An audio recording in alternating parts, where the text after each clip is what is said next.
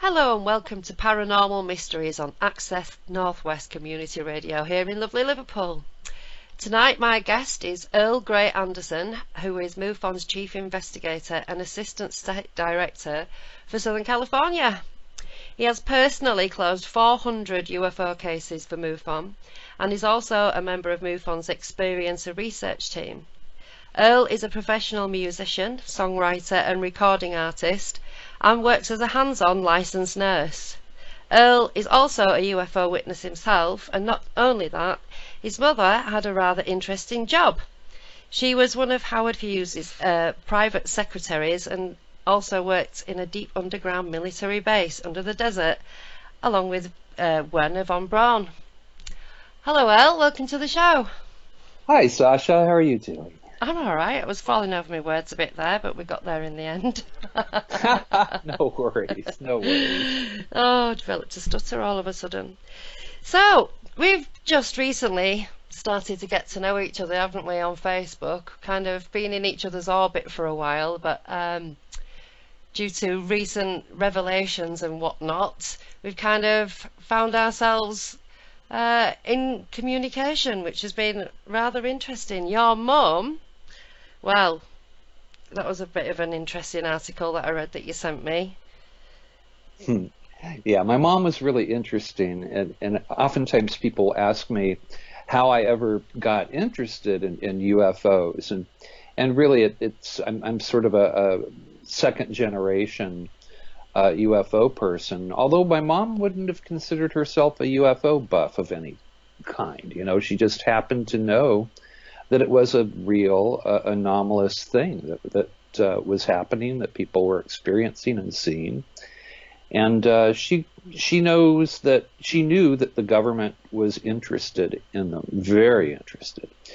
And so, you know, it kind of it goes hand in hand. Growing up around that, at an early age, my mom started talking about her employment with Howard Hughes, and she, you know, when she told me about working in the underground base, she knew that she was breaking security oaths that she had taken.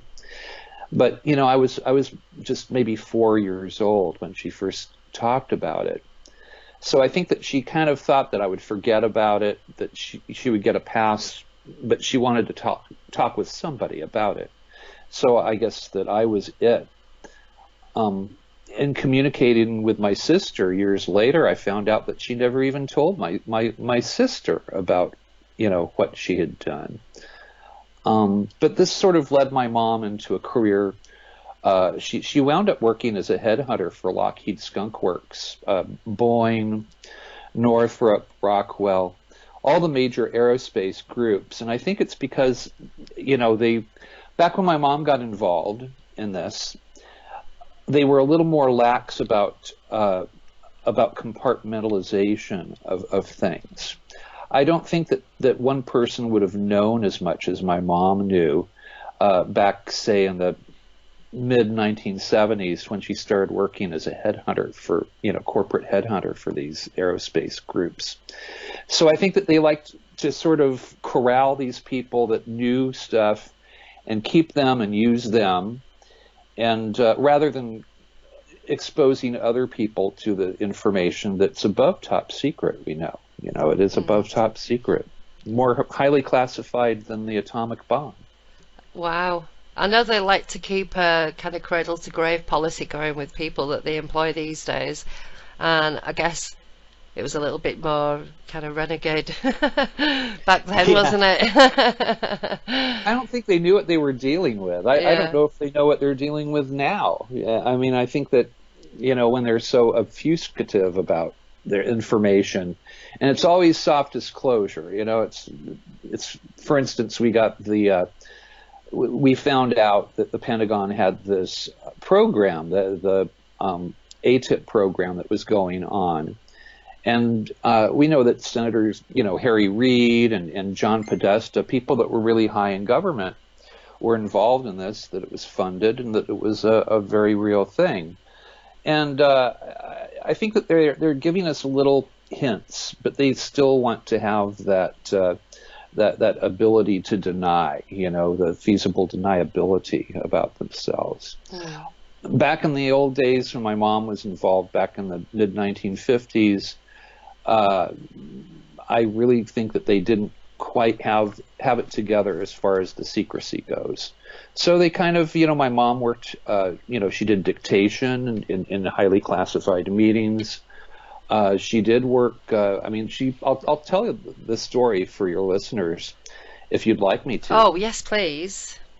Well, the way that my mom explained it to me, and she talked about this a few times. As I got older, I would have to push a little bit more to hear it because, she thought I was going to forget about it. And of course, some kids might have, but I have a pretty good memory. And to me, it just opened this whole other angle of the world to me. I was always interested in extraterrestrial life. I was always interested in spaceships, and I was just that kind of a boy, and part of that is growing up in the early 1960s, and the space race was in full throttle at that point.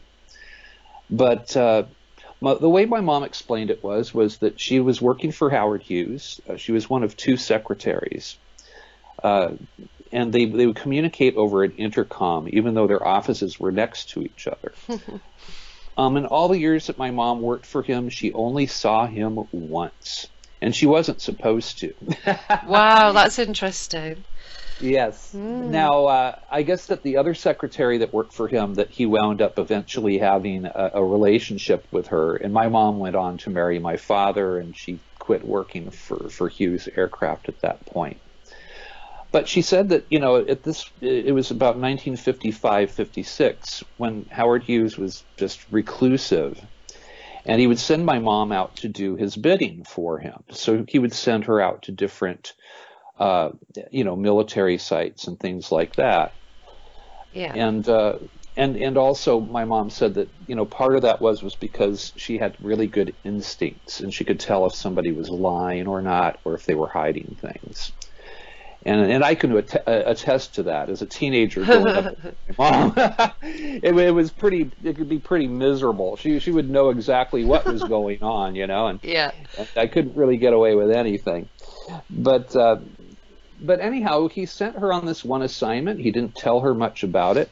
And the way she explained it was that they sent her out to the middle of the Great American Desert. That she had a little security detail with her, and that it was the middle of nowhere, and they took her out to this little shack. And when the doors of the shack were opened, there was this elevator shaft. It was like an Otis elevator, like you would see in a high-rise building. Mm. But there was no high-rise building. It was the desert, and that was just kind of it. The desert scrub and fauna and heat, and this shack with an elevator.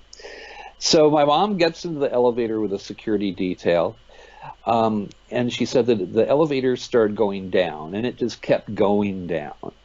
And she explained that she felt butterflies in her stomach, that she felt vertigo as this thing was going down. Now, she thought she might be going down 2 floors or something like that first, but this was going deep.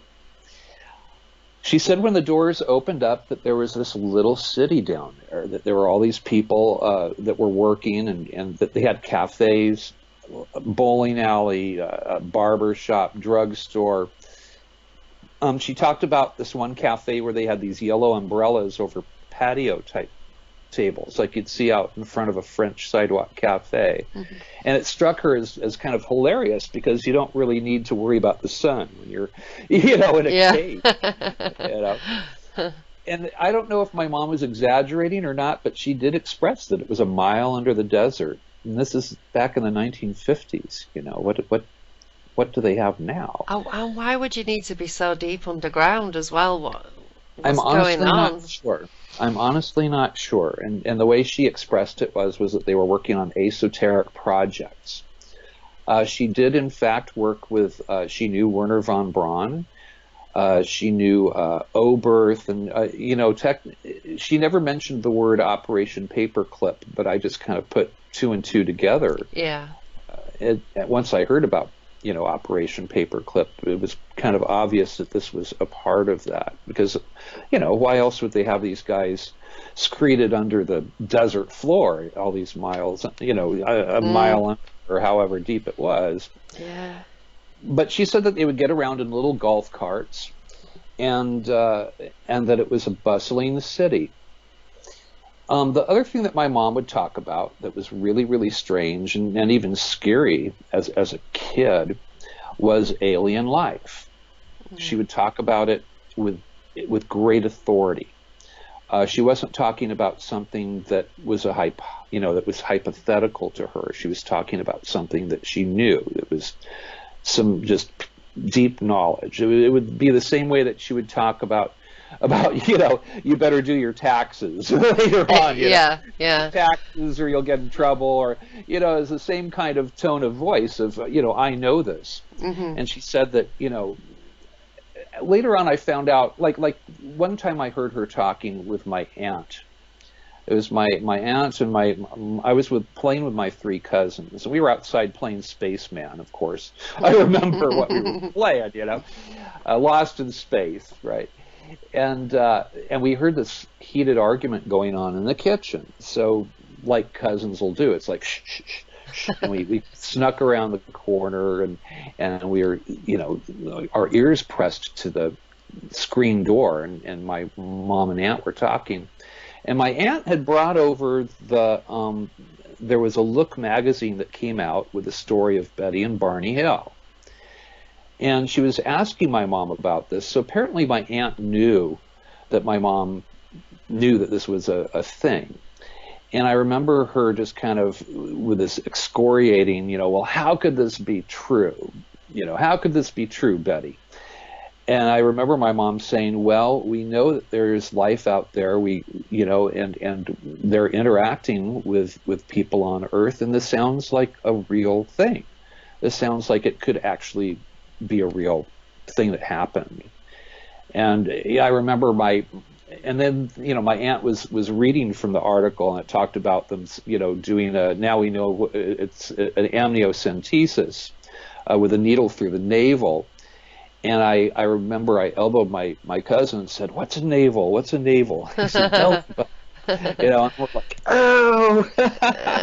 Oh, wow. But I remember standing there and kind of feeling the willies for the first time in my life, where the hair kind of stood on my arm, stood up, and I just had this deep sense of strangeness that things weren't quite what they seemed, that there was another aspect to the world that most people didn't know about. And it wasn't the little cartoon Martians, this had actual sort of a scary, even possibly malevolent feel about it. These people were captured and their memories erased, and that they had to retrieve them. But my mom spoke about that like she thought that fell in line with what she already knew about our visitors. Wow. As my life went on, as I got older, my mom clammed up. She stopped talking. And I think part of that was because, we do a thing in grade school here in the States where they'll do like, what do your parents do? And show and tell. Oh, dear. So I got up and I talked a little bit about my mom. And I was 10 years old. Well, the teacher, after the eye rolls and all of that, and the classroom got kind of hushed, and kids started actually kind of teasing me about it. Well, she scheduled a parent-teacher conference with my mom. And, they actually used to have a couple of UFO books in the school library, which quickly they disappeared them. They weren't there anymore.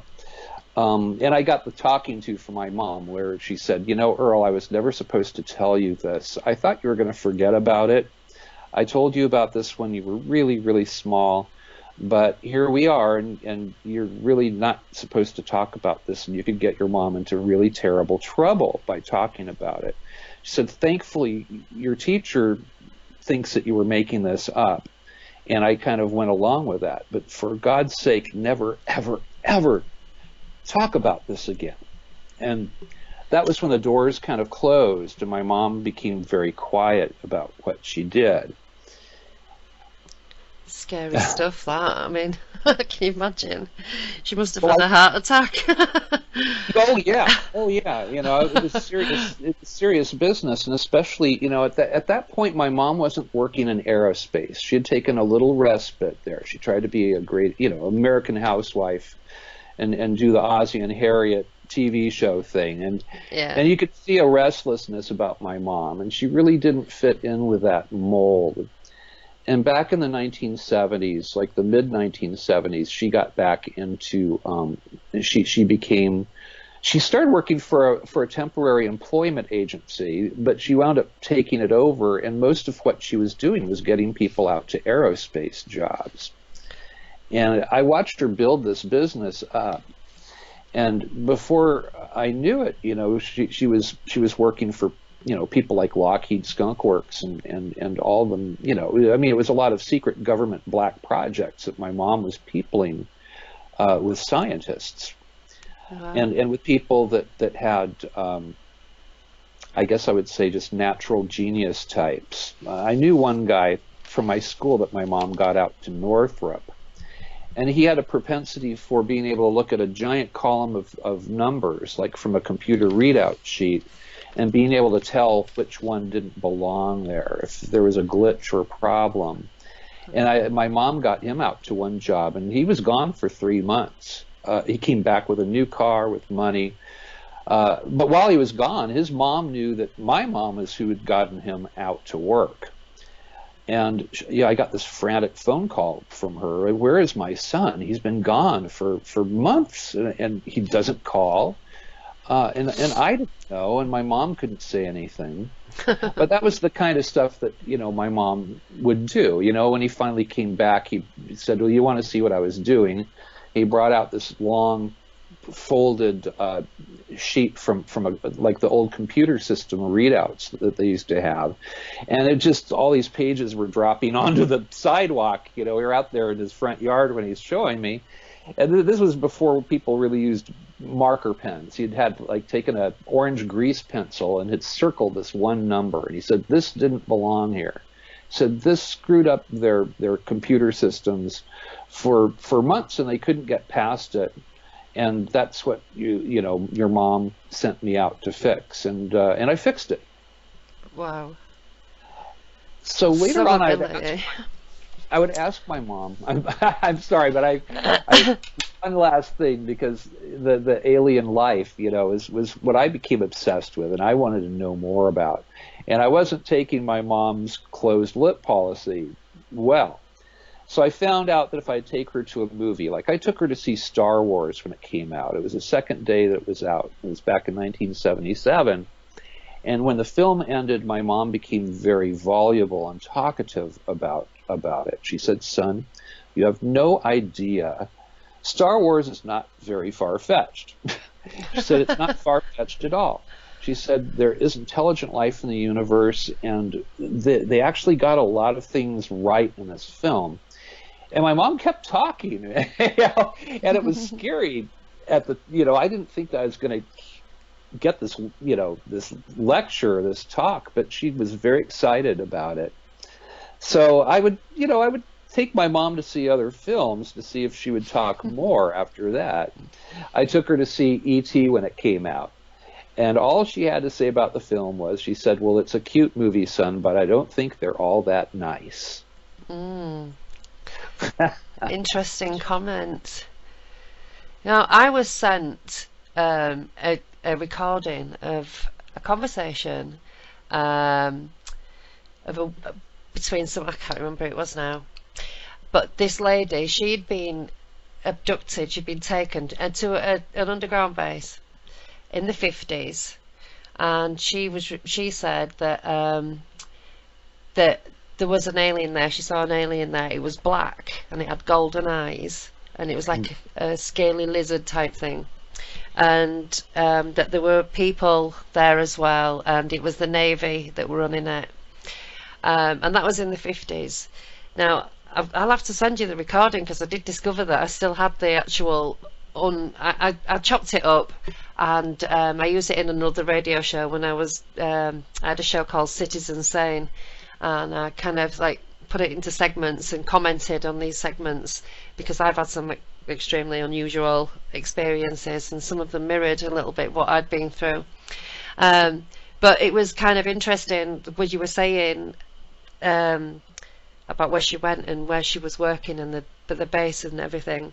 It just reminded me of this recording, and I wondered, you know, what kind of things would your mum have seen if they were like not quite as compartmentalized as they are now, whereas, you know, you could be in a room with 10 people and all 10 would not know what anyone else in the room was up to.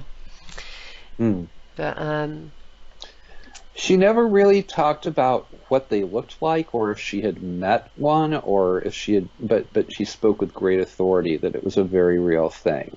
And she spoke with great authority. Now you have to remember she was working for the military, so they're going to see this as a threat. I mean, it could be like the day the earth stood still, and all peace, love, and understanding, and Reese's Pieces, you know. yeah. But you know, as soon as you're working with the military with this phenomenon, of course it's a national security threat.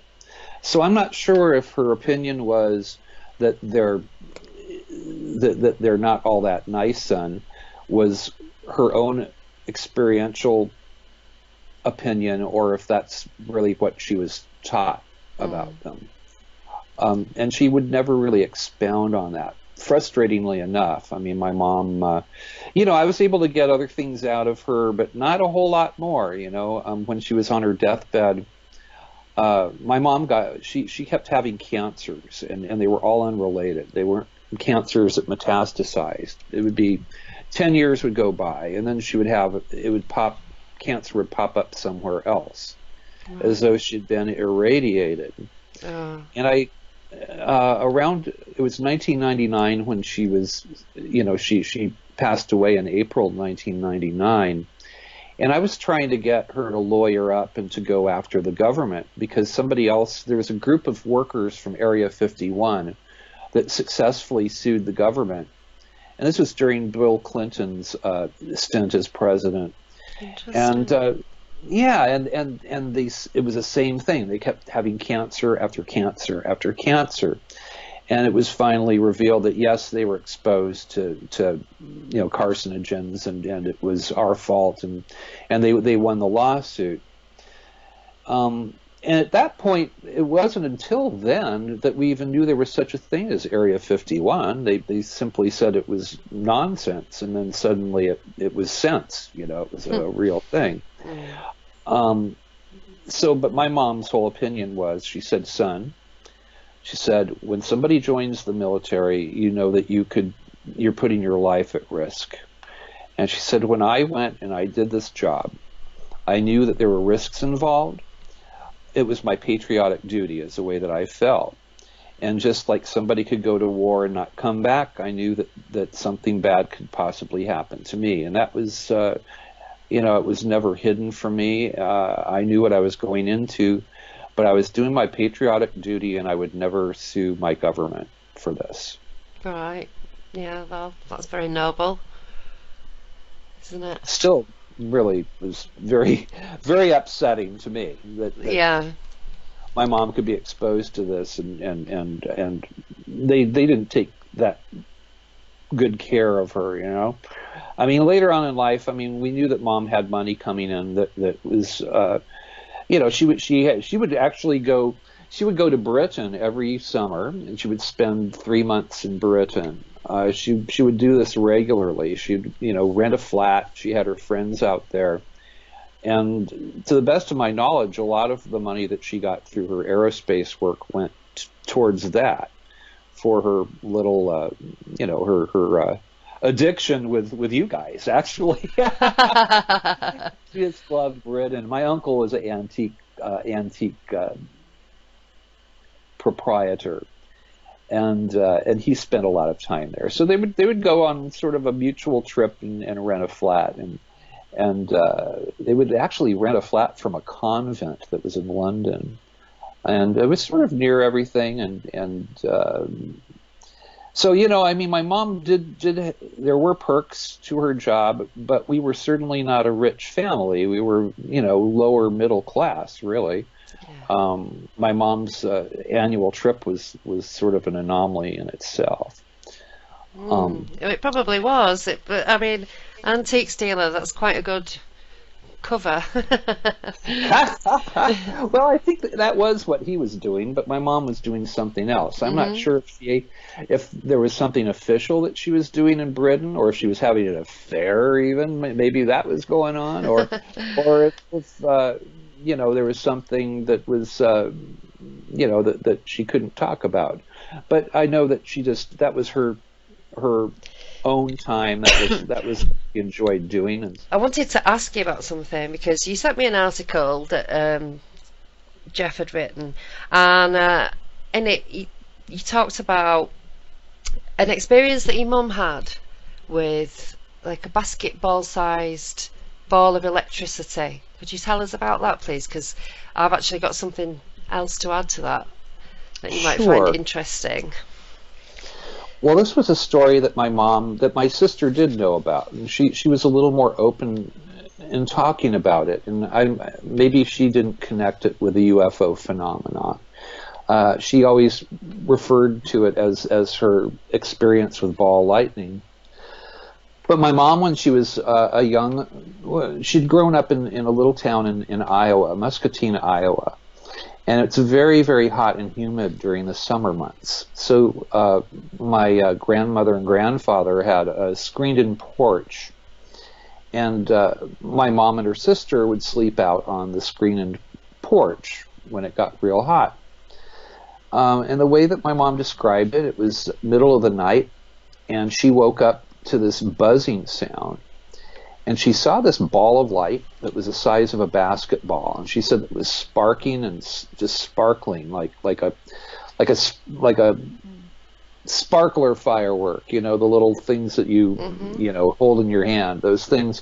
But it was a ball of electricity, and that she saw it come through the screen door, and she said it just squeezed through the screen while retaining its shape and buzzing like a hive of bees. And it traveled around the porch. It hovered over her sister for a little while. Then it came over towards my mom. And my mom was sitting up. I guess she'd make a little bedroll for herself. And she said that she was sitting up watching this thing. And it just hung there, and as if it were observing her for a little bit. She said then this ball of electricity went back to the screen, and it pushed its way back out through the screened-in porch, the whole time buzzing like a hive of bees and shooting off sparks. So my mom got up. She was about 16 or 17 years old when this had happened. And she ran after it. The ball just started moving. They had a cornfield adjacent to their house. And she said that she had run out into the cornfield, and the ball of electricity had stopped, and it was hanging about 20 feet in the air. And she got right under it, and she was watching it. She said that it smelled like an electric train, which is the scent of ozone. I know now. It's just, like an electric transformer. So she said that it hung there for a few seconds, and then it rose up to maybe 40 feet, and that there was a pop sound. That she felt like that even the atmosphere had changed a little bit, like her ears had popped, like she had gone up to a high elevation. And she used to like to tell this story, and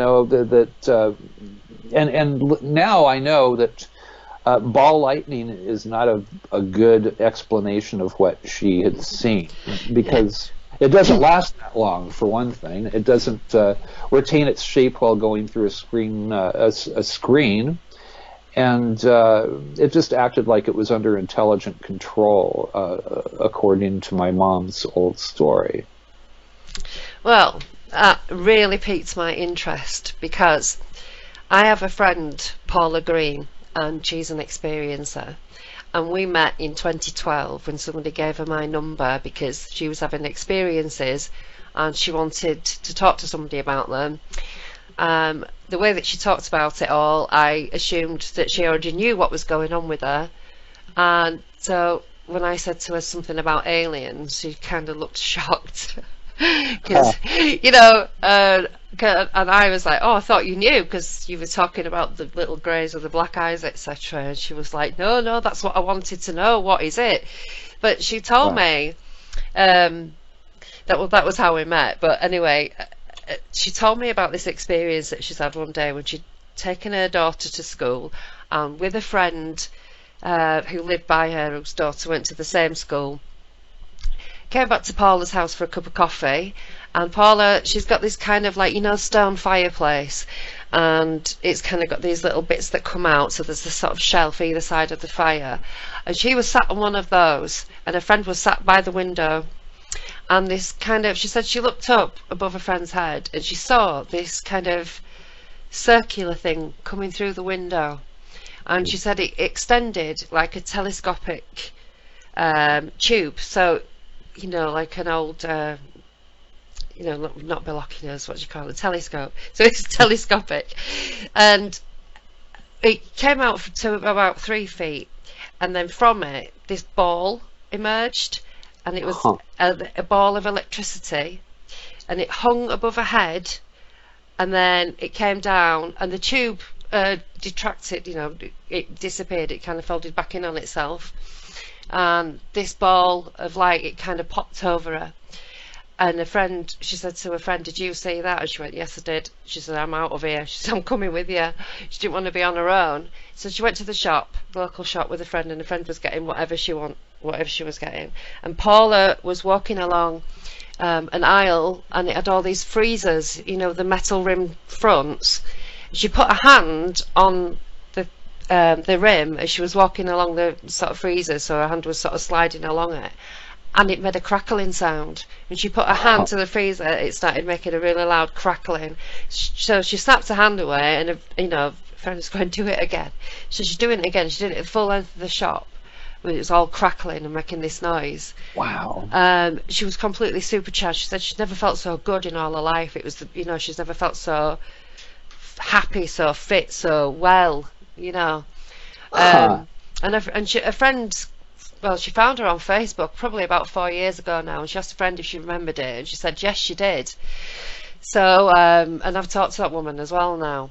But it happened to me as well. Not like that, not like that, or not like your mum. I was when I first started seeing my partner now, Dave, and he lived with his mum. His mum was old. He was looking after her, and he built himself this thing in the garden, so it was like a man cave, a really large man cave, big TV, sofa, gym equipment, all the rest of it. So when I started staying over, he got a bed and he put that in there, and it was a full moon, and I remember the curtain was open on the, like, this double glass door, and the curtain was open a little bit, and there was a big shard of light, and it was all one part of the wall was lit up, so it was quite bright. And we were just laid there chatting, and behind Dave, this ball of electricity, this ball, it just popped, pop, and it was there, and it was about the size of a basketball, and it had like swirling lines inside it. I don't really know how to describe it, but everything inside it was moving. Dave jumped up thinking it was a security light outside because of the brightness, and and it just popped and vanished again. So he's looking out of the window, and I'm going, Dave, get back into bed, because he's scared of anything like that. And he's going, oh, the security light. I said, it's not the security light, get back into bed. So he got back into bed. He was like, what? I said, you're not going to like it. I said, what? I said, a big ball of light just appeared behind you. It just went pop and arrived. And then that's when he reacted to it and jumped out of bed, and he couldn't see it because it was his back, behind his back. And it was, you know, he jumped up thinking that the security light had come on outside, and it just popped again and vanished. But what are these balls of electricity? They're very interesting. You know, Irina Scott, she just put out a new book recently, but she had the book before her new book is called Sacred Corridors. She actually tells my mom's story, or she talks about it a little bit, but in her the book before, it was called Inside the Lightning Ball. And she and her sister, when they were children, they had an experience much like the one that you're talking about. And a lot like the one, what my mom told, and Irina went on to have, I believe she was probably abducted. She went on to work for the DIA, and she worked, she has a PhD. She's a full-on scientist, but she and her sister had an experience together that was very much exactly like what you're talking about. Their ball of light was smaller. They thought of it as Tinkerbell or something. But both she and her sister remember it. They were entranced by it, but then they became scared of it. And they ran downstairs, and of course the parents kind of calmed them down and told them they were imagining it. But two people don't have the same dream at the same time. People don't share hallucinations. Yeah, that's true. Yeah. And we're talking a PhD and a Mensa member here, so I have a lot of respect for Dr. Irina, and apparently, it sounds like the Foo Fighters that fighter pilots were seeing during World War II. My dad was a B-17 tail gunner, and he expressed that he'd seen Foo Fighters. He thought it was a natural phenomenon, but it did seem like they would follow the airplanes and that they were being observed. And maybe it's an alien probe, and maybe it's the aliens themselves. I was going to say it might be a consciousness itself. I mean, we don't really know. We can only see things in certain ways because of the shape of the cones in our eyes.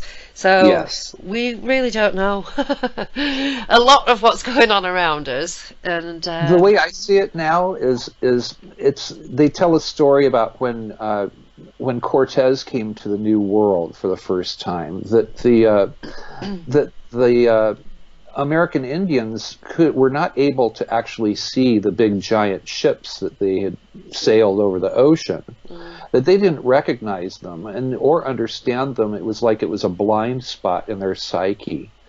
They didn't see the conquistadors until they were actually rowing up to the shore in their small boats.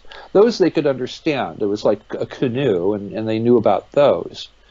But I think that there's a blind spot of perception that humans have, and that maybe our visitors actually use that as a form of camouflage. Possibly.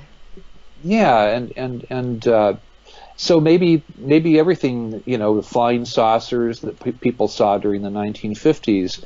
I believe there's an interactive thing that's going on between us and our visitors, and that they can use that to their convenience sometimes, and that we'll see what they want us to see, or what we're capable of seeing, but we're only capable of seeing so much. We're like, two-dimensional creatures trying to understand a three-dimensional form. We're all flatlanders, really.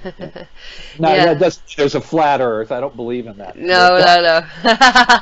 That's silliness. But it's. I think that that it may be a dimensional phenomenon. It's all outer space to me. Yeah.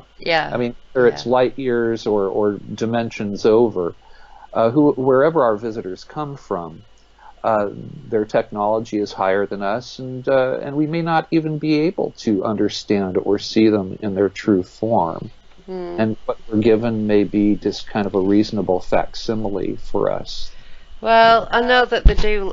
We only see what they want us to see. In 2012 in January, I woke up and I felt like somebody was drilling inside my head.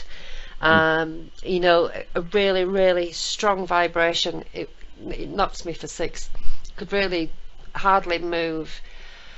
Was trying to move, and as I looked to my feet at the bottom of the bed was the doorway and the light. I always had the light on in the hall. It was a very spooky house.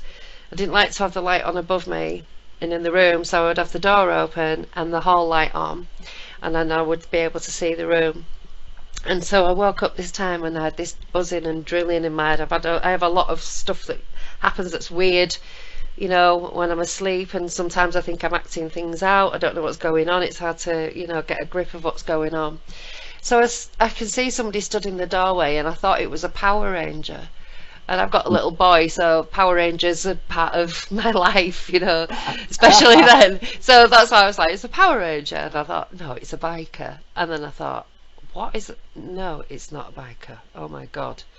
And as I was laid there looking at this thing in the doorway, I was thinking to myself, this is ridiculous that I'm actually looking at an alien in a silver suit with a helmet.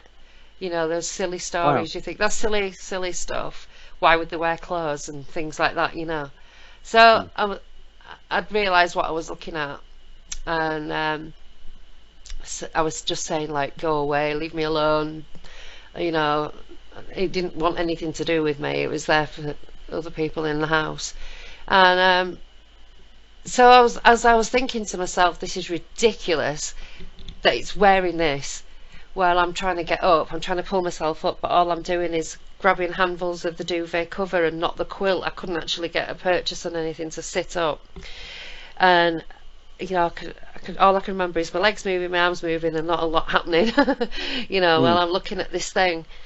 And so at one point, at first it was staring at me, you know, so it was like face onto me, and then it was looking down the stairs, because the staircase was literally right outside my bedroom door, and I was in the attic, and it was looking down the stairs, and I'm thinking, this is ridiculous. It's got a helmet and a silver suit, you know, and it looked at me, and as soon as it looked at me, and I saw big black eyes and this huge visor, and it was like warm water trickling inside my head. That's what it felt like a bump of water. And it was information, and that's telepathy. I understand this now. There were no words. It was not words. It was images, and it was like it was just like an information bomb. So I knew something without being told it or having to read it. It was a case of the suit, the silver threads that were running through it. They send out an electrical current. It bends light around the suit itself, so it can mask. It can be can't be seen in infrared, things like that, and it protects them from other forms of light which can penetrate into their internal organs or whatever they've got going on in there, and that can affect them. So it keeps in heat, so there's no heat signature. It bends light so that there's no you can't see it, and you know, it just basically makes them invisible to any kind of technology. And the helmet, I kind of got a close-up somehow. I can see it, like it was like a Nike swoosh with a circle in it, and it was a filter, an air filter, because the air is toxic to them. But the helmet was for because there's a signal being emitted that disrupts their mental function, and I don't know if they can become separated, or you know, it basically, this high-pitched tone affects their mental function. The air is toxic to them, and the suit basically masks them. And it had shown itself to me because I knew they were around. I knew it. I could feel them. I knew that something was going on, and I knew something was going on with my children, and I just knew it. And I one night I was in the kitchen, and I remember thinking, I know you're here. I know you. I could feel them. And I said, you are chicken shit cowards hiding. You know, you're pathetic, hiding from me. You know, hiding from a little woman with her children on her own at home. You know, aren't you brave? Wow. And so they showed themselves to me, because I challenged them like that. I said, I know you are here. I can feel you. And then, so a little while later, after this, Paula, my friend, she's telling me about this experience she has with this little alien, the little grey, that he sometimes makes himself look human, and he reminds her of Danny DeVito. little tubby alien. And so wow. He handed her. About them, actually. I mean, that's actually Whitley Strieber had some of those little guys. Yeah. Well, I've seen a tubby weird one as well. But she said that she's kind of like on this street, and she knew it was in America, even though she's never been. It was in America, and there were these skyscrapers, and there were groups of people on the pavement, you know, either side of the road, and they were talking to each other. It was just like a normal scene, but this Danny DeVito, and he had this thing in her hand, and it's like a jellyfish. And he said, put it to your eyes. So she picked it up and she took it and she put it in front of her face, and it came to life and suckered itself onto her, around her eyes and over her nose, not over her nostrils, didn't cover her nostrils, but it suckered itself onto her face. And she said she looked up, and in between these buildings she could see geometric shapes hanging in the air, like square, you know, like cubes in the clouds, and there were fish swimming in between the buildings, and she said she could hear the conversations of all of these different people that were around her, but she could understand what they were all talking about. It wasn't a jumble of noise, it had suddenly become separated, and she could hear everything, and she understood what was going on around her, behind her, in front of her, above her. She just knew 360 what was going on, and could hear all these individual different conversations without it getting confused and messed up in her head. So I said, well, that's interesting, because we've got the suit, the helmet, and the eyes between us. So, you know, it's important that we talk as abductees, because we find these little things out like that. Yeah. Well, I think that we're being visited by multiple races, and I think that there's different, you know, various intent, even in the same races sometimes. I mean, some people will, you know, working with the experiencer research team, I hear a lot of people's stories about their visitations, and some of them it's a continual horror show. Yeah. And for other people, it's like it's their angel overseers. They couldn't imagine not having them there. And this was a mystery to me. It still is a mystery. I mean, if I told you I understood it, I would be lying to you. I mean, I feel like I have a better understanding of it than I used to. I was very naive about it. But I think that there's it's almost like some of us are tagged for some reason. It's a lifelong thing. I think that happened with my mom. It probably happened with you and your friend as well. I don't think there's anything random about the visitations that people are experiencing. Well, the way that Paula came into my life was very strange as well, because at that time, it was when, you know, I'd seen that grey in January. It was the following July that I met Paula, and she didn't know what was going on with her, and I'd never had anything to do with the greys before. I'd had reptilians, the little blue guys, and the little beige one with like human eyes, but you know, she's had this lifelong situation with greys, and it was all new to me, was this one, and it wasn't even about me, it was about one of my children. So I didn't know what was going on, and we came into each other's lives in such a strange way that we kind of really fitted together at that time, because I knew about aliens, and she, even though it's hard to believe, you know, somebody's describing these little 3-foot grey things with big black eyes and they still don't know that it's aliens. You know, you need it saying to you sometimes. But I was lost. I was completely lost. I was a single mum, and you know, I didn't know what to do, and I just knew they were there. I just knew something was going on. And the house, I was having so much paranormal stuff going on as well. My little boy was seeing a dead boy behind the sofa, and you know, all this kind of weird stuff. Well, Paula's a medium, so she's used to all these things, even though she doesn't do readings or anything like that, or doesn't have any profession in it. She is one, and she has these experiences, and it was weird how we ended up together right at that point in time. And my little boy, he walks up to her and he'll go, "Do you see the aliens?" You know, and start talking to her about them, as he talked to me about them. It was crazy. When he was 3 years old, telling me this stuff, and this one particular day he told me all these things that had happened to him. And I was in the bathroom upstairs, and I was cleaning their bathroom, because the kids had their own bathroom. I had another one, massive house that I lived in, all alone with my children. And he comes up behind me, and I'm thinking, how can I stop this? What can I do? I can't sit outside the bedroom door with a knife all night, or, you know, this kind of thinking, like, how can I stop him? How can I get him to leave him alone? And he just walked up behind me, and he wasn't even anywhere near me. I'm not saying anything out loud, and he goes, "You can't stop him, Mummy." And I just turned around and I looked at him and I said, "Why not?" And he said, "Because they're bigger than you." And he turned around and walked off. I just lost it. I lost it that night. I've never lost it like that in my life. I did not make a sound, but I screamed and carried on and said all sorts of things, you know. And he's talking about it like he'd talk about something he'd seen on TV, but, you know, or something that had happened to a friend or whatever. Just like, he's going to school soon and he's going to talk about it, like, oh my God, you know. My brain flipped. It was like, you've got to do something about this. This is your fault. You're going to mess his head up like you've messed mine up. Blah, blah, blah, you know, all that kind of stuff. But I was crazy. I was a crazy person.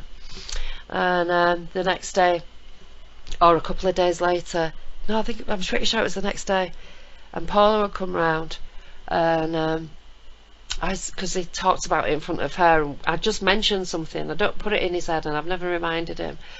And he went, "Oh, they weren't in my room, Mummy. Don't be silly. Anyway, they've said bye-bye now. They've gone away."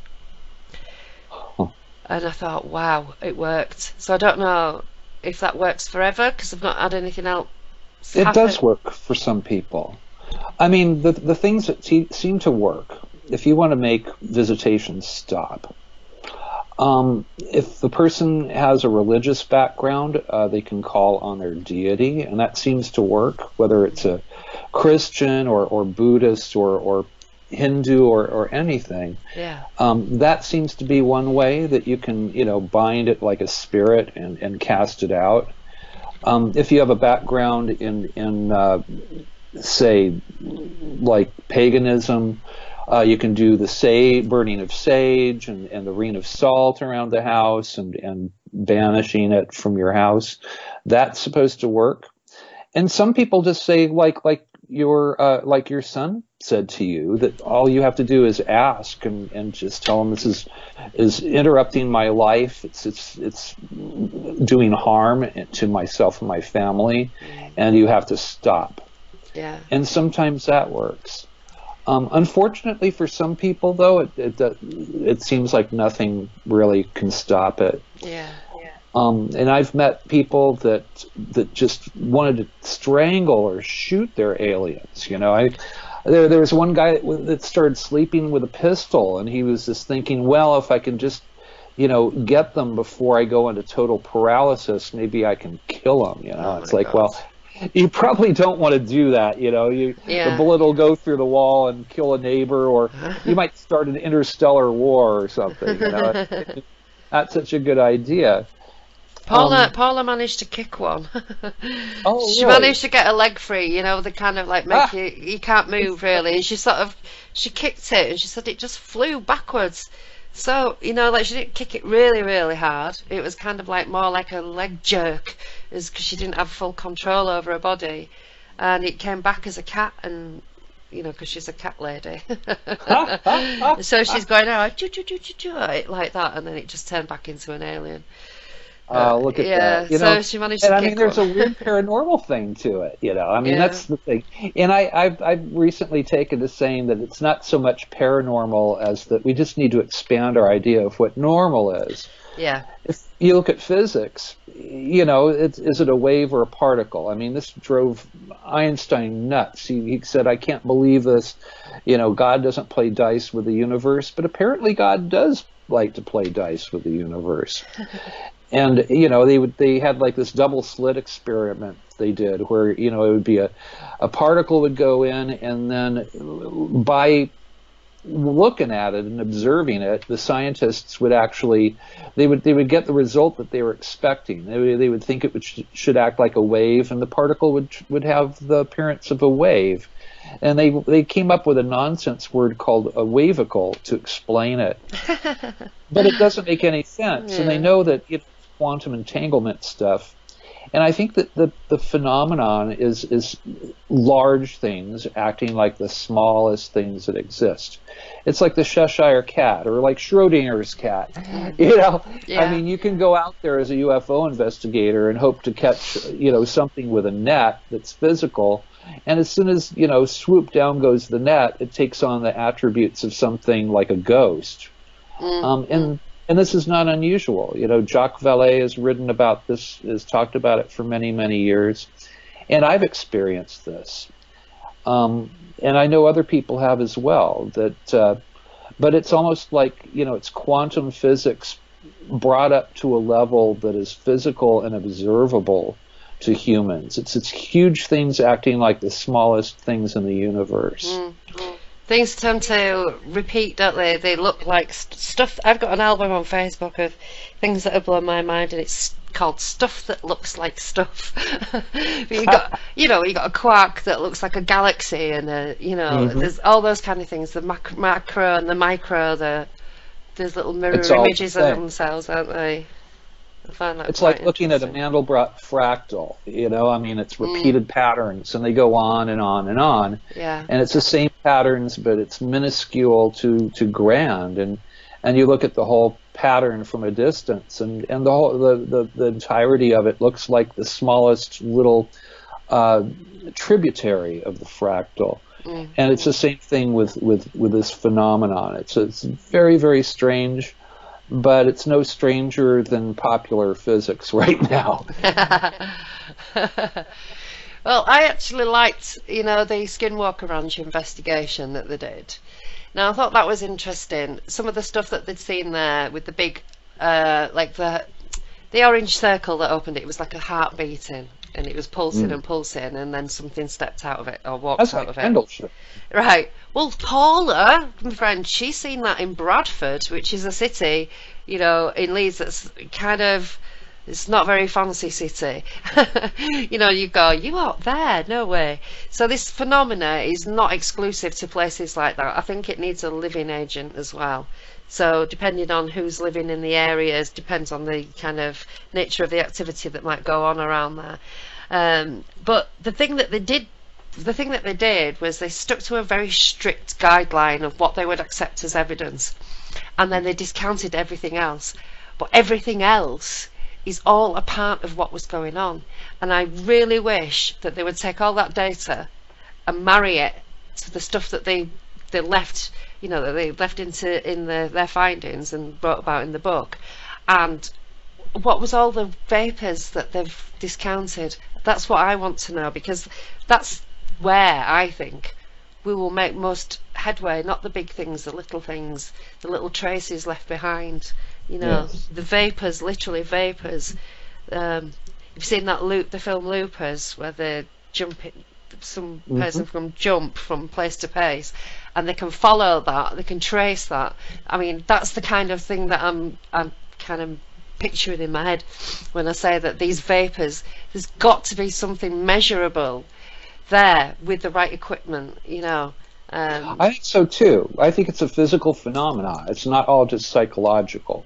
I think they can use, our own psyches as a form of camouflage sometimes, or that perhaps they appear to us in a way that we can understand simply because we couldn't understand otherwise. Or it may be just the way that our minds interpret seeing something that's ineffable, But I agree. I think that that the phenomenon, it seems to open up a portal, and that strange stuff comes through. And it's not just in our lifetimes or our parents' lifetimes.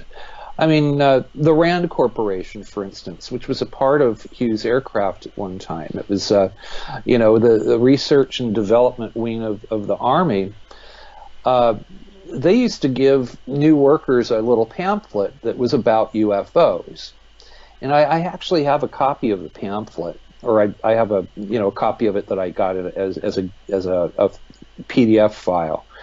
But in the pamphlet, it talked about religious sightings like Guadalupe, the Virgin of Guadalupe, where a whole town had this religious experience saw the Virgin come down in the sky and was there over them, and it had every single attribute that you would have with something like, say, the Phoenix Lights or the Chicago O'Hare flying saucer that people saw back in 2004, I think that was, or 2007. I forget. But when you have mass sightings of a UFO, it's very much like some of the mass sightings that happen around a religious figure.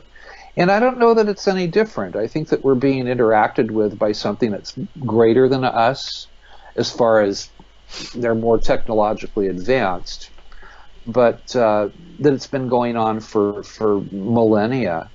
You can read, Ezekiel's, vision of the wheel in the sky as a UFO sighting, and it holds up very, very well. Or you go back into Sanskrit from India from 5,000 years ago, and it pretty much describes UFOs coming down from the sky and interacting with the people. It's beings that are interacting with them.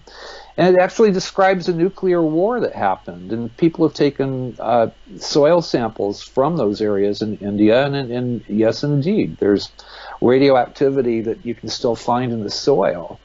So I don't think this is a new phenomena. I don't think that it started with Roswell or anything like that. I think it's probably been tracking us maybe it's what created us. Possibly. And yeah. And the paranormal elements seem to be a part of it, and paranormal is just beyond our sense of what normal is, and I think we just need to expand our idea of what normal is, because modern physics certainly are not what people normally experience in their lives, But the phenomena certainly seems to work on the basis of quantum entanglement and some of these things that we've learned over the last few decades in physics. And what works on a small level also works in a large level. The microcosm, as you were saying earlier, is absolutely the same as the macrocosm. They're interconnected. It's the same thing. Yeah, it's crazy. We don't even know what we are, but we think that we know that. Some people, they go that things are impossible, or aliens, how ridiculous. And I just think, how absurd are we? How absurd is anything where we live? Our solar system, our sun is hurtling through blackness, and we're all whizzing around it, and it's crazy that any life can live under these conditions. But solar system. Here we are. Yeah, it's just a big image of what an atom looks like, really. Yeah. I mean, that you've got the neutron and a positron, and you've got the proton, and everything's revolving, and it's like a miniature solar system. And again, you pour cream into your tea or your coffee, and it's a little galaxy there. It's just repeated patterns. Yeah. It happens on a small scale. It happens in the grand scale. And I think patterns happen through everything. I think we kind of have, as far as paranormal and things, and even religion, we have these archetypal patterns that seem to be consistent, and are reflected in most major films, Star Wars, and all of that. You've got all of your archetypal characters, all these patterns that repeat themselves throughout everything. You can, there's a mirror through all religions as well as the characters or the stories, etc. There's just everything is a pattern. I don't think anything is chaos. It's the hero with 1,000 faces. I mean, Joseph Campbell talked about this stuff, and Carl Jung talked about it. Carl Jung believed that UFOs, that there was something to it all. Yeah. And you meeting your friend Paula, that's a perfect example of synchronicity. I mean, you'd had this astounding experience that just kind of, you went through a form of ontological shock where all of your walls fell down in the face of that encounter that you had, and your son mouthing the things that he did that kind of explained it for you, and corroborated that it wasn't just you that was going through this. I mean, this is not, this happens all the time, and you know, it's just a good example of synchronicity. And synchronicity is, I mean, Carl Jung explained it as a meaningful coincidence. And it seems that when people open themselves up to the phenomenon, or it opens itself up to us, that synchronicities just follow in tow. And it happens to me every single day. I've gotten to the point where it's not just a pedestrian thing to me. I still feel like it's magic, but it happens, and it's a sign that you are in contact with another intelligence. Jacques Vallée talked about it quite a bit, and the longer that I research, the more I kind of appreciate Jacques Vallée's point of view. But it's a very strange phenomena. It's nothing new. It didn't start with the atomic age. It's always been with us. It ramped up after the atomic age began. But it's the same as when people were seeing fairies or having visions of you know, Ezekiel's wheel again. You know, it's the same intelligences that we're dealing with, I believe. Yeah. It just appears more technological to us now because we're at a level where we can understand that. Yeah. We've also, there's evidences, these UFOs in art, not necessarily the cave drawings, I mean, but, you know, Renaissance paintings.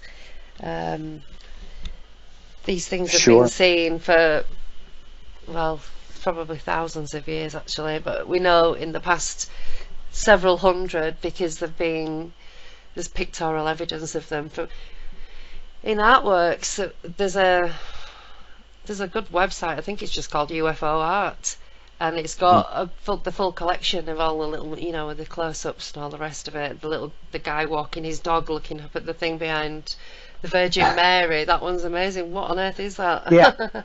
That's a great. I've seen that painting. That's a wonderful one, and the cave art as well, Sasha. I mean, I've been to the Red Centre of Australia, and I've seen some of the Aboriginal, you know, the pictographs that are we're talking 40,000 years old. Some of these things, and the stories that are behind them of lightning man coming down from the sky and bringing fire and civilization. It just matches the same stories that we hear in every single culture. It's just something that's not, it's worldwide. It's not just a local thing that's going on. It's happening to humankind and has been happening to humankind. What their ultimate goal is, I'm not sure. You know, I hope that it's to expand us, and that perhaps there's some form of evolution that we have not quite gone through yet, that we're in a process of. And I, you know, my better angels tell me that that's what's going on in the grand picture. But, you know, some of the stories I hear, you know, also sound like, you know, they're some of them are energy vampires. I mean, I had a really strange experience myself. And I've had a few, and I didn't really have any personal UFO sightings until I became a UFO investigator. But when I became a UFO investigator, as soon as I had passed the field investigator's test that you take at MUFON, to begin getting your little queue of UFO reports that you go in and investigate, and you know, where I'll talk to the witnesses and accrue evidence. It was that very week that I had a very, very strange experience, and my wife was involved in it as well. After, you know, I was very naive about the phenomenon at that time, and I was hoping that it was like Space Brothers, or you know, that it was this just very benevolent thing that was out there. You know, I maybe read too many Arthur C. Clarke books or something in my youth, you know. And but I went to bed one evening. I hadn't, you know, taken any weird psychotropic drugs, or I wasn't drinking. I just went to bed, and I wasn't asleep yet. And I had just, at the time, I had had a hip surgery done a few months before, so I would sort of go in a semi-recumbent position while I was sleeping. So I had a bunch of pillows behind my back. And I was lying there, and we had a cricket problem at our old house. You would always hear the crickets going in the rafters. Right. Actually, they're quite loud as well, aren't they? It was a bit of a din. Yeah.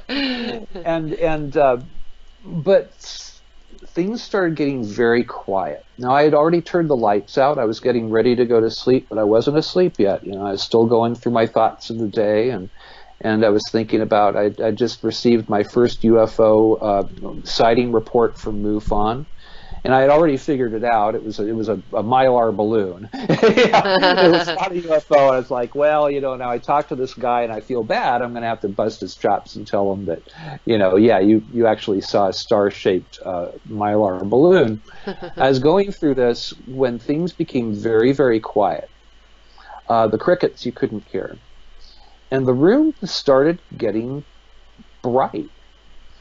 It was kind of a blue light, although it wasn't so much the color of blue as it was just like the word blue is the best way I can express it. It was sort of this peacefulness, or just like this, just a very quiet space that I was going into. I was lying there, and suddenly, I'm a nurse, and I've taken care of many quadriplegics. I suddenly could not move my feet. I couldn't move my arms. I could not move. I was in total paralysis. I've never experienced sleep paralysis in my entire life. It's not something that happens to me. But I had the horror of not being able to move. And I was lying there, and I was looking at the corner of the room, and it seemed like it was swirling around. And the corner of the room kept swirling around. And it looked sort of like the Scooby-Doo cartoons where they're, the blah, blah, blah, blah thing was going on. Where, Yeah. But it was real. It was really happening. Now, I got to say, on the other side of our house, maybe like 15 feet away, was the next house. So it had to have been an interdimensional thing that was going on here. There wasn't a spaceship parked outside of our room. But the room kept flooding with light. It seemed to be pervading through the very walls. It wasn't coming through the window, although there was light coming through the window as well. But it seemed like everything was taking on this sheen. And this swirling was going on in the corner. The best I can put it is that I seemed to go into sort of a hypnagogic state, where it wasn't like a dream state, but it was somewhere in between a dream state and being awake. And I could not move.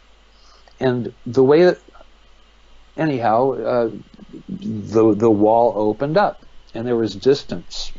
There was light, and there was distance. It looked like, hundreds of feet, maybe, that was going on behind this portal, for lack of a better term for it. To my abject horror, these little creatures didn't walk up. They just like slid in, almost like they were on ice skates and somebody was pushing them or something, where they slid up around my bed. There was 4 of them. And then there was a tall entity that was standing in the door, in the portal on the side, watching, like an overlooker, a watcher. And they had these long tubes that they connected around my body, and I couldn't move. And they were taking my blood. And they kept taking my blood, and I was feeling lightheaded. At first, the whole thing was such a shock. Yeah. There was no experience that I'd ever had to compare it to, and there was the last thing I ever thought would ever happen to me, but I wasn't thinking anything except I was horrified. I didn't get a calming message from anybody. Like, I knew about, people who had been abducted and stuff, that they would get, a calming message, like, we're not going to harm you, you're going to be okay, this is for a greater good, and it'll all be over soon. Nothing like that. They just stood there. They kept taking my blood, and after a while, I thought they were going to exsanguinate me. I'd read some of Linda Moulton Howe's stuff about, they'd find the cow dissections and stuff, and where there wasn't any blood to be found in the animal. I was wondering if that's what they were doing to me, because I hadn't gotten a calming message. Yeah. But after a while, the tubes disconnected from me. And just like they had come in, they left backwards. They were staring at me the whole time. And it was the little 3.5 foot, 4 foot tall gray guys with the big black eyes. A slit for a mouth, no expression, no emotion, no nothing. Just like worker bees. Mm. And I felt like they had treated me like an animal. It was the opposite of Space Brothers. It was horrifying. I never was able to delineate any details of the taller creature that was standing in the portal. I didn't even see him move out of the way. He just kept standing there, and the wall closed back up. The room turned dark again, and as soon as I could move, I started shaking my wife. Yeah. I was shaking Lisa. I was yelling and screaming at her. And I think that, I'm surprised that the neighbors didn't call the police or anything, because I was screaming. I bet you were. And my wife is a very, very light sleeper. She's got insomnia problems. And it was like there was no muscle tone to her. It was almost like she was dead. But finally she roused, and she was so angry. She was so angry. It's like, oh my God, Earl, is this what's going to happen now? You joined this crazy MUFON group, and oh my God, and oh my God, and what have you gotten yourself into? And as far as she was concerned, I had just had a mental episode. Well, I told my state director about this, and he was all raised eyebrows and like, oh God, he's a nuts and bolts UFO guy. He's old school, I think he's more open to stuff now. I knew Peter Robbins, and even Peter Robbins was sort of like, really, and how am I going to explain this to anybody? I just became a UFO investigator, and I get the visit from aliens, evil aliens, And so I kept it to myself. I kept it to myself for, I've talked about this on maybe 2 other shows.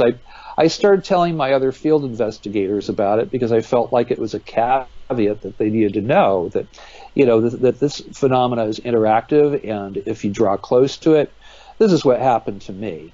Mm. I had a visit, and it was not fun. It was scary.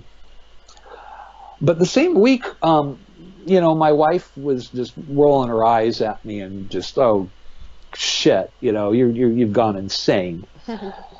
2 nights later, our house was lit up again. This time, my wife shook me awake, and the room was still lit. It was like the light was pervading through the walls. There wasn't an object in the room that the light was coming from, and it wasn't coming just from the window. She shook me, and my wife said, Earl, you need to tell your little friends to leave us the F alone, She wanted me to say that on air, but she said, tell your little friends, leave us the F alone. I already have insomnia as it is, and I don't need this. And the light faded, and I saw the light. So now at least, my wife had seen something strange. At least I'm not the only person that has the story.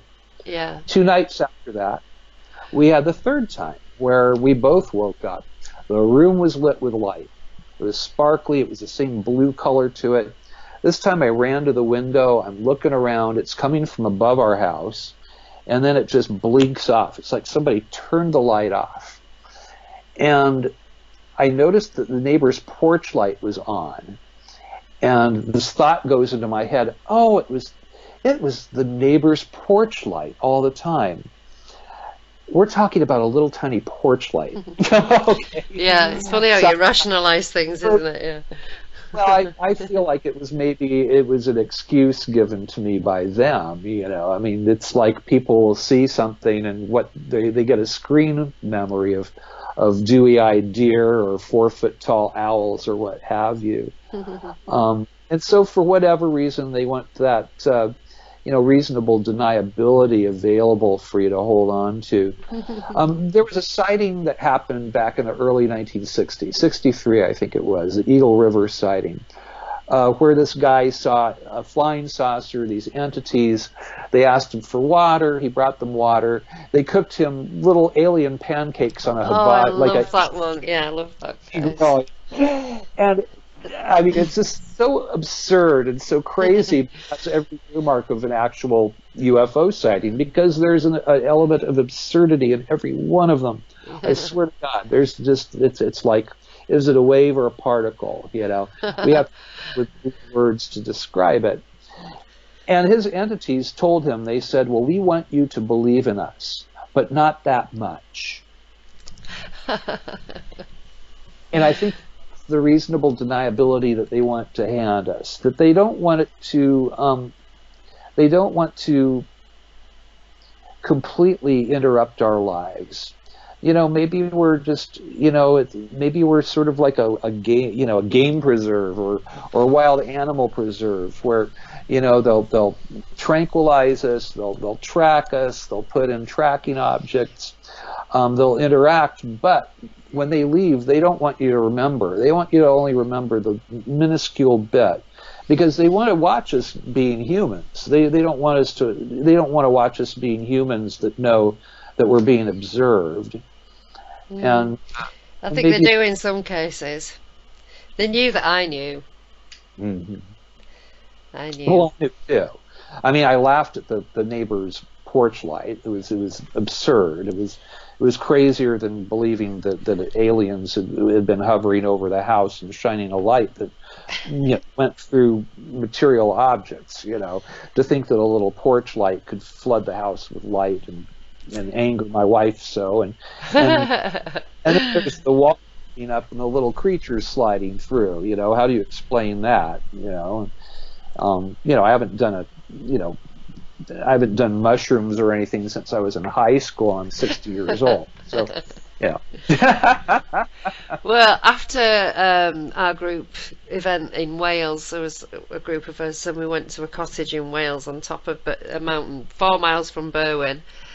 And we'd had this ridiculous encounter with a UFO. It was absolutely huge over the top of us. And then a little one, a sphere that landed on the ground behind us. And we went through this epic event. And then the next day, we'd gone out walking, and we were walking around the village, and then we went up this hill. We saw this little hill with a tree on it. And we kind of went up there, and we were, it was impossible. What happened to us was impossible. And there we are on this hill, in the middle of nowhere on a mountain in Wales, where there's literally nothing for miles and miles and miles, hoping that we were going to, from that altitude, be able to sort of see down across the valley and find a nightclub with a laser on the roof.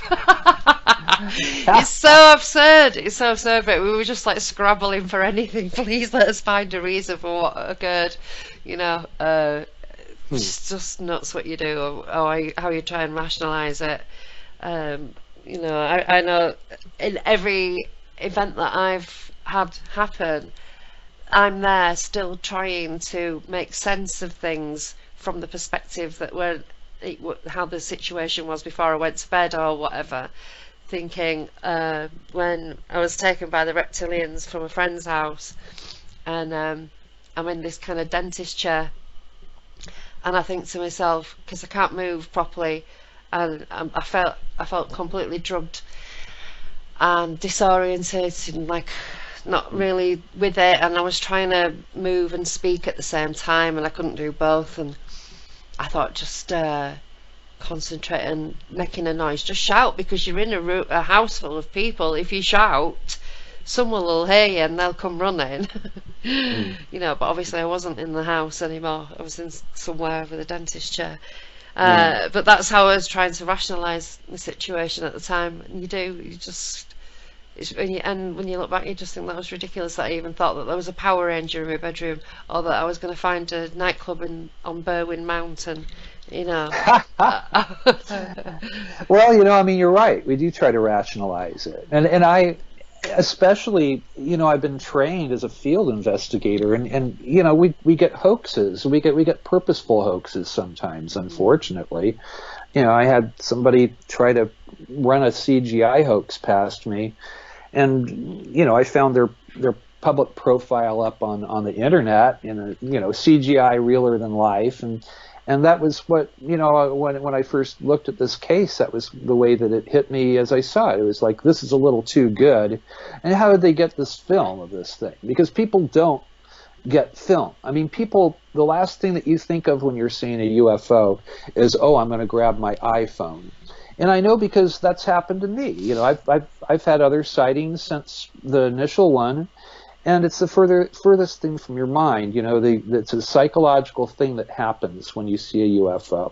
I don't think that people see them randomly. I think that we're chosen to see them. And one person can see a UFO, and the other people that are standing around them will not see it. And that person is not drunk. That person's not on some drug or going through some mental, you know, episode. It's just that they are being shown something by the phenomenon, and it's meant for whoever is seeing it. So you can have a sighting like the Phoenix Lights, where hundreds and hundreds of people, thousands of people see something. And then again, you can have a group of people where something manifests and only one of them will see it.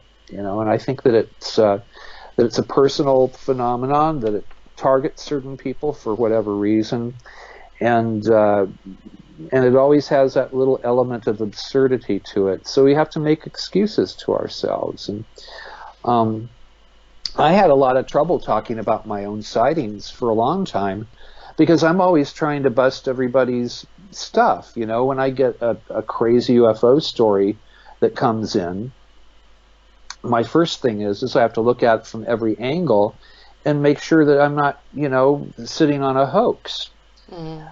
When it happens in front of your eyes and you're part of it, and I've learned something about how I approach my UFO cases, that as absurd as the case may be, it does not mean that it didn't happen. It can be completely absurd, and still that was an actual sighting.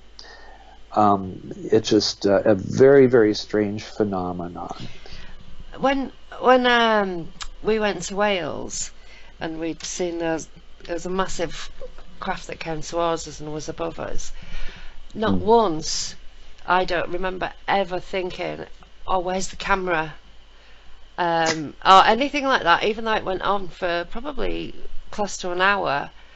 Not a single thought in my head about taking a photograph or filming it, and I know that people will find that very difficult to believe. It just didn't occur to me. And when we got back, we walked in through the door of the house, and the video camera was on the floor in the middle of the hallway. Like it was the only thing that we'd forgotten. But it never occurred to us to go get it anyway, thinking that we had it there. It's so common. I mean, that's why when I see a really good photograph of a supposed UFO, I always question it, because it doesn't occur to people, you know, the state of mind that people go into, or they're put into by our visitors. It sort of precludes that. It does not include photographs. The phenomena is apparently photo shy. Now people get them. People get them. You know, and I think that everything makes mistakes. So we're not dealing with gods here. They are godlike. I don't know. Godlike. I don't know, because in 2012, I think it was July, in that house that I told you about, very tall house, it had 4 floors.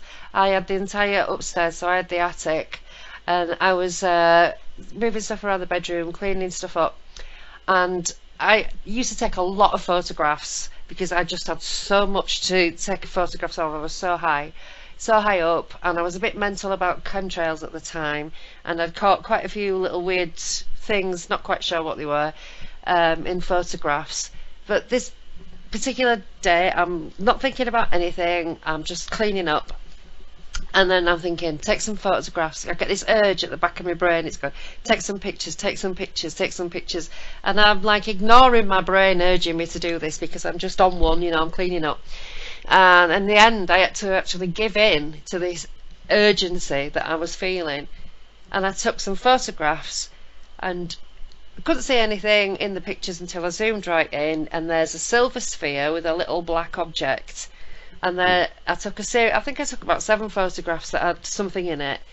And one's a sphere and one's a little black thing, and it looks like the little black thing's either moving around the sphere or is merged with it. At one point it looks like it's a sphere in a black triangle, then it's a sphere in a black ball, and then a sphere with a black line, but then 2 dots as well, because it was kind of, must have been moving about the sky. I wouldn't have got anything if I'd have if I just took a video. I wouldn't have seen it because it was so far away. So how on earth did I feel the need to take pictures and then took pictures of something that's there? I did have an academic say maybe your subjective need to see something made it appear, and I was like, well, that's paranormal in itself. I can transfer images onto my camera. Whoa, move over, Uri Geller. So I don't know.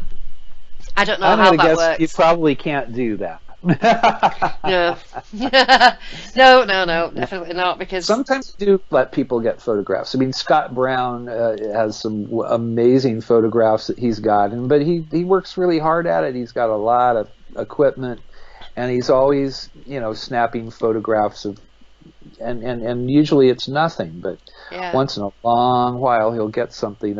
Another friend of mine in Australia, he's always bashing other people's UFO photographs, and then he got a video of something, and for God's sake, I'll send it to you. I mean, I took a still from the video, and this thing changes its shape. It starts going into this black cloud and disappears, but when it starts entering this black cloud, you can clearly see it, and I took a screenshot of the video. It's a flying saucer. I mean, it's like a disc with a little cupola on top. It's like from a movie. Oh my God, I've got to send you a photograph. I've got one like that as well, and it went into a cloud. Oh, there you go. Well, they hide, and sometimes they'll disappear into clouds, and sometimes they'll create their own cloud, maybe as a portal, and maybe they're leaping into another universe or a wormhole or something. But the guy that got this video is a debunker. He sent me the video. He said, you know, just look at this, mate. Tell me what you think. Tell me what you think. And you know, and he won't even let me share his name behind it. I sent the screenshot to Jan Harzan, the executive director of MUFON. Is a pretty good friend of mine, and I wanted Jan to see it, and he was excited. He was like, "That's a perfect photograph of a flying saucer." And you know, did you get this guy's case? And I had to tell him he won't let me do it. The guy is a debunker, but he saw this. It is inexplicable, and he said, "Well, you can share it with a couple of friends. Sure, you can share it with Jan Harzan, but no, I don't want to put a case out because I don't want anybody to do to me what I'm always doing to them." Shoes on the other foot now, matey. Yeah. So sometimes people do get photographs, but I think that those are maybe little gifts, or they want us to believe in them, but not that much. But they do want us to believe in them, and yeah, I don't understand how that I could have had that urge to take those pictures, and then there'd be something. I'd love to see those. You have to send those. There was another time, and I think it was the same year, and I was at my friend's house, and she lived at the bottom of the street, whereas I lived at the top of the street. And you know, about a quarter of a mile away, there were some allotments, which are gardens where people grow their vegetables. And if they don't have a garden, you can rent a plot of land from the local council and grow your veg there. And so we always had birds hovering, red kites hovering over the allotments because of the mice and what have you.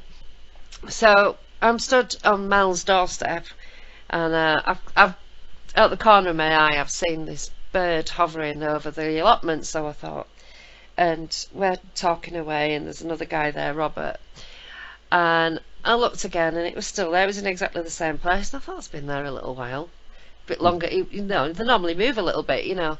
And then I looked again another minute or so later, and I said to Mel, can you see that? And she went, oh yeah, what is it? I said, I don't know. I said, it's been there, just hovering there like that for about 5 minutes now. But as soon as we started talking about it, it started to move, and it moved forwards, then down, then up, then backwards, and it moved like, probably like a drone. And then we watched it for ages, and I said, get your cameras, because I didn't have my phone with me or anything, so I borrowed her camera, and I took photographs of it, and it just looks like an insect, it just looks like a blob. But we're all talking about, I tried to video it, but because of the brightness and everything, I couldn't really see what was going on the screen, and it was just a little digital, you know, not a camcorder, but it had the facility to take short videos. So I was trying to do that, and all you can hear, all that video is good for, is us saying, where's it gone? Oh, it's there. Where is it? Above that chimney there. You know, like that kind of conversation. And so we watched it, and it was like a black line, and then it bumped along the front of this huge cloud that was just in front of the house, and it stopped and went inside it, and that was all we'd seen. When I got back to my house and I got the photographs off that camera, there were 3, and one of them is literally like a disc, and it looks like it's got 3 lines on top of it with lights. Like 3 looks like 3 aerials and lights. But people say they're insects, it looks like and it's like, no, you don't understand what it was doing. I wish we could have had a video of it, because you'd have seen how strange the behaviour it was. It wasn't an insect, it was too big, and I calculate that it must have been about the same size. No, I don't know. It's hard to calculate, isn't it, really? The cloud was massive. It is. It's really difficult. I mean, the hardest thing to calculate are lights in the sky. You know, and my son saw something that was strange, but you know, he got a photograph, and it was your proverbial light in the sky. It could have been Venus, it could have been Jupiter, it could have been a drone. It just, you know, it's like a star, and what can I do with that? Not a whole lot, you know. And unfortunately, you know, I mean, we do err on the side of you know, we're very critical about photographs at MUFON. We have to be, you know, because we have you know, intentional hoaxers and stuff sometimes that just get a kick out of fooling us. So I'm sure that I've had UFOs that have gotten away from me, certain cases that I've, you know, called, you know, identified flying objects, that because just for lack of the criteria and lack of anything other than just a light in the sky, it just unfortunately there's not a lot to go on there except personal testimony. But personal testimony is really strong, and I mean, that'll hold up in a law, you know, court of law. I mean, some of my better cases, I mean, of course, I mean, we love it when we have aerospace engineers or pilots or astronauts. I mean, I have an astronaut that had a sighting that I've been talking with recently, and you know, but the way that I'll handle witness testimony is that I'll go back to the person, and I'll cold call them after doing my initial interview, and I'll talk with them again. And if somebody's making something up, they're going to get one of the details wrong. If you cold call them, they're not going to have a script in front of themselves. And you can tell if somebody's going back in their memory and remembering an event, or reading off a sheet of paper, or repeating a fabrication that they made up. Yeah. So there's always, you know, witness testimony, I think, is stronger than even a photograph. Because usually the photographs are fuzzy, blurry, and it's, you know, is that a planet or is that a, you know, starship? Heck, I don't know. Yeah. The photographs that I have are fuzzy as well. They're not clear. I don't carry around a posh camera. I just have the camera on my phone, you know. So you're never going to get anything great. But and iPhones drain. The batteries drain. If you're up close and personal to a UFO, I've heard this a million times. I went to grab my phone. I was going to take a video, and my phone was dead, and I had just charged it. Yeah. And it's just like the electrical thing that you experienced after you had your close encounter when you were in the store. You know, it's. Yeah, that was Paula. Yeah, she was getting sparks from the freezers. It's crazy. Yeah. Yeah, lots. Batteries do drain a lot, don't they? And also that, like you say, you're so stunned it doesn't even occur to you to take photographs. So, Earl, are there any photographs that you've had sent to you in your position as the MUFON director that you are absolutely convinced are real? Usually, I haven't gotten so many photographs that impressed me. Usually, they're lights in the sky, which again are really there's not a whole lot I can do with those. But I've gotten, the few photographs that I've seen the one that I was telling you about, that my one friend in Australia took, that is, to me, unequivocally, it's a flying saucer. Yeah. There's no other way to interpret it. And it's strange because you actually do see it shapeshift. I mean, it starts off where it looks sort of like a long cylinder, and then it switches, it becomes a flying saucer, and it goes into this black cloud, and then it's gone. And the guy got the full video. But that's really an uncommon thing. We had one video that a young girl took in Los Angeles, and it's really cute when she's talking on the video. She it took a child to get this, and she's talking to her aunt who's driving the car, and she says, "Well, look at that spaceship. It's about ready to go behind that building." And she got this video of this thing, and some people went crazy on it, saying, "Well, it's an illuminated blimp. It's this and it's that." And but she took photographs as well, and we had the EXIF data that was on the photographs. Now, this was a case that was closed by my state director, Jeff Krause, and it actually made the MUFON journal the next month. It was the cover story, and it looks like a flying saucer to me. The thing was bright as like a welder's arc, is the way that the aunt described it. She saw it as well. The little girl got it on video, and she got photographs, and I was pretty impressed with that one. But again, unless you can walk up to it and take samples and have a Geiger counter and get readings and that sort of stuff, there's always the element of question out there. And I find personal testimony to be a greater asset than even photographs, because usually iPhones go out. They are just drained of every bit of power that was in them, if it's close up and personal. If it's in the distance, like some of the stuff that Scott Brown gets using a Celestron telescope and infrared and things like that, then he has some pretty impressive photos of UFOs.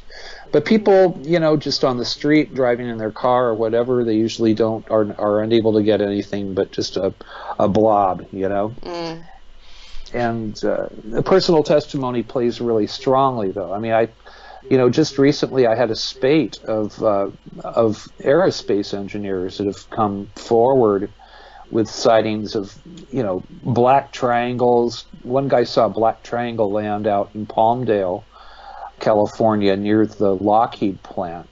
And he said that he saw this thing land. He said it landed behind gate number 8 in the Lockheed plant property that was there. This guy is a veteran aerospace engineer. He was scared to tell his story. He I was able to interview him twice, and then he felt like, I've told you what I saw.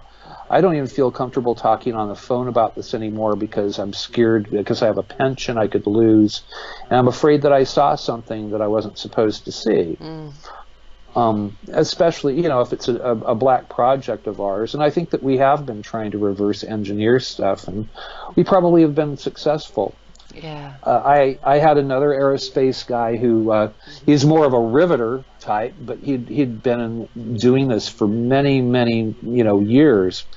Who saw, he and 2 friends were out in the middle of nowhere.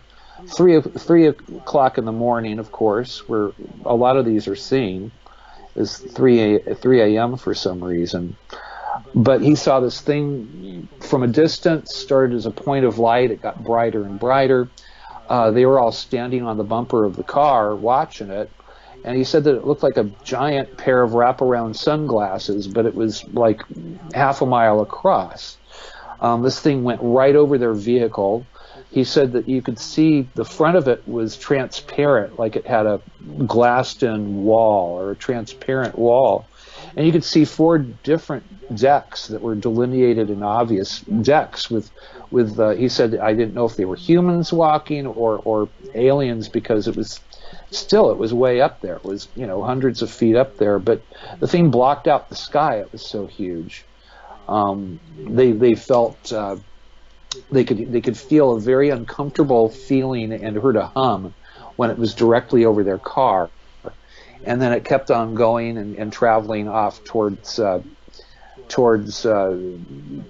south. A lot of these we see going towards the ocean. That's a thing. Yeah. A lot of the sightings, and whether we have a base that's off Catalina Island, like many people say we do, or there's something that's out there that these go to, I don't know. But they do seem to be traveling towards the ocean, towards the Baja Peninsula in particular sometimes. And that's where the Tic Tac UFO is seen. It was a story in the New York Times where a lot of people consider that was us getting full-on disclosure. The government never denied that it happened. We have the testimony from multiple pilots and the radar man, the strike force commander who was on the USS Nimitz. They all corroborated that this had happened, and we know that the government the Pentagon funded a research investigation into this sighting that was, I believe it was $24 million that was appropriated for that one sighting. Wow. So yeah, it's something that the government takes very seriously, and when you have an aerospace veteran who talks about seeing something like that, and there's corroborating witnesses, you have to stop and think. It's. And why would they spend $24 million looking at something if they knew what it was? Exactly. Exactly. And I'm sure that part of it as well is that the Russians, is the Chinese, but no, I don't think that nobody has technology that can defy gravity, not that we know of anyway. So it's either a black project that we're not privy to, or else it's our visitors. Yeah. I think they've got the technology. I think they've got anti-gravitics completely understood. And it's probably what Hughes was doing underground. I mean, that's my opinion. I mean, and then recently I've actually found a guy who knows the other secretary's son, and he tells the exact same story. I have the email that my friend got from him, and he tells the exact same story that my mom told. He actually gave a location for it. It was out near Las Vegas. It was technically where Area 51 is, and he said that they take an elevator down under the desert floor. It was a deep, deep site, yeah. And that it was like James Bond, but real. That they were working on esoteric stuff, and this was back in the 50s. Yeah. And he described it as a little city. He said it was called Star City. He actually put a name to it. Wow. The guy won't talk to me. Now, he's a RAF pilot. He wound up, I can't tell you too much about him because I have to respect that he wants to remain anonymous. I mean, he doesn't want to go there because he's got a pension. So, but it's not just about money, is it? It's about what it does to your life. When you start talking publicly, it completely changes your life. And even people in that position, they will, we've got like people like Paul Dean and Isaac Coyne, all that, that kind of caliber. They're all safe, But at the same time, it changes everything, doesn't it? It changes your life when you start talking about it. I don't blame people for not talking about it. And I keep hearing people saying about the Rendlesham witnesses that they should all get together and they should all do this and they should be doing that and the other and telling us all about it. Well, if they all got together and they didn't want to say a single word to anybody after that, that would be their prerogative. But we're not owed anything. And this is so life-changing. If people don't want to talk about it, I completely get that. I don't know what I'd have done if I'd have had my time over and the knowledge that I've got now. I know that I would have done things very, very differently. Yes, yes. Well, it's taken my life over. I mean, I for most of my life, I was, I'm a musician, and I was kind of trying to follow that, catch that gold ring, and now I'm so busy with my UFO investigations that there's hardly any time to even pick up a guitar. I mean, it just really took over everything. But I love it. Yeah. And it is my passion. It's my passion, I love it now that I can cope with it. I couldn't cope with it before. I was a very angry person. I was very, PTSD, and I was, almost permanently triggered. And I found it very difficult to be in the UFO community because you could just feel that like 90% of it is just rubbish. It's not. It's nonsense. It's a sea of nonsense, and in that sea of nonsense, there's little, you call them buoys, don't you? Little buoys of community, but it is a sea of insanity. It's been very, very, very difficult, and also they fill your head full of rubbish as well. There's a circus out there around it, unfortunately. When you don't know anything and all you know is what you've seen and you don't know who anyone is, or, you go out there and all of the people that you really don't need in your life are the ones that will flock around you first. And the ones that you really, really want to talk to, they don't want to talk to people who don't know anything because they just think that, and then what can they do anyway? What can anyone do for anyone? What can you tell from the outside of a craft? What can you do for somebody who's been, had their life completely dismantled by, years and years of abductions? And everything's a process. There's no quick fixes, and I think that's what people expect a lot of the time. But it just changes everything. And the people that I was with, they don't want to talk about it publicly, and I don't blame them. They've seen what's happened to me. They might one day. I know that Steve wants to. I know Danya's a little bit more vocal these days on my Facebook, but it's scary. It's a scary thing, and talking about it as well actually makes it more real. And a lot of people don't want the reality of it. It's like you can hide behind a lot when you haven't made up your mind what it is. It can amp up your experiences just talking about it, just acknowledging it. Yeah. I never had an experience until I kind of drew close to the phenomenon myself. I mean, it was sort of on a lark. I was watching a old Hainer 1 episode with my wife, and it was a MUFON produced show, and it was more or less just talking about people's various UFO sightings. And I turned to my wife and I said, I could do that.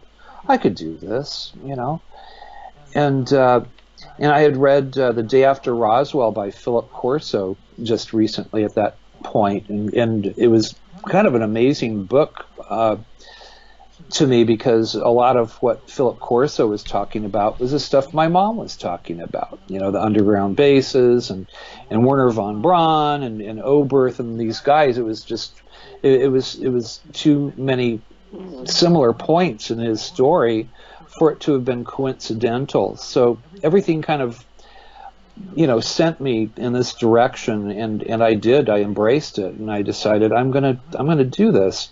It was a lark at first, but it wound up kind of taking over. And and there's a ridicule factor too. I mean, a lot of friends, I have a lot of smart friends, Yeah. And some, as one sighting that I had, and I'll, if you have me on again, then maybe I'll tell you about it, because it's kind of an in-depth thing that I saw. But, our friend was driving the car, and she was in the middle of sort of a, the conversation was, well, how can you investigate something that doesn't even exist, Earl? And my husband worked on many black projects, and he's an astrophysicist, and he says that it's a bunch of rubbish. It doesn't exist. It's a made up thing. It's like leprechauns and dragons and while she's talking, I'm having a sighting at the same time. There's a lot of irony in this, and those are the things that people go, "Oh, get lost." But that's actually how it is. It's always so ironic. Everything about it is really ironic. When in hindsight, it's crazy stuff. But our friend later on, she admitted that she had a sighting when she was a girl. She was a little girl.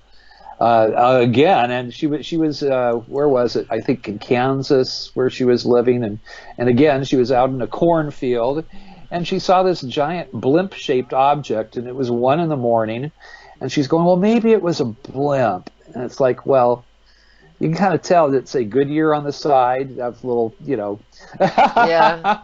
Did have tail fins and a rotor and a gondola under it. It's like, well, no, it didn't have a gondola. It was just like a football shape, and it was hanging there. It was in the middle of nowhere, and it was just glowing. But maybe it was a blimp. And she just can't quite embrace the fact that she saw something, and maybe it wasn't a blimp. Yeah. What would a blimp be doing at 1 a.m, hovering over a cornfield in Kansas, for God's sake? I've seen something similar myself when I couldn't sleep. I got up, I had a lot going on in my life, and I was just kind of smoking at the window, looking out the window, and I just saw this bright white egg go over the top of the fields. And I felt so sad when it had gone. It was really weird. It was like, oh, don't leave me here with all this crap. Take me with you. Yeah, with your experiences, you might want that to go as fast as it can go away. Yeah, I know, but I was having a hard time. Take me away from all this. Well, we've come to the end of the show, and it's been absolutely wonderful, and I think we need another 2 hours, so I will definitely have you back on. There's a load of other things, little notes and what I've written down from what you were saying, but we haven't got time to cover all that. And I definitely want to hear about your more in-depth sighting. I did see that you wrote that on Facebook the other day. Actually, I read that. It was funny. Thank you for coming on. And thank you so much for having me, Sasha. It was my pleasure and my honor to be on your show. And you are the state director for California, is that right? Assistant state director. You don't want to take my boss's job from him. I don't want his job. He has to kind of coordinate all of us workers here. But I am assistant state director and chief investigator. If people want to get hold of you, they can find you on Facebook or contact MUFON. They'll have the directory. Yeah, if you see something, be sure to. You will have an investigator look into it. Just go to MUFON.com, click on the link that says Report a UFO, and it's very easy. It'll take you 10 minutes, and might change your whole life. It might change the way that we look at the phenomena. Everyone's got a little piece of the puzzle, I think. Yeah. Well, thanks very much, and I'll see you on the other side, guys, next week. Bye-bye now.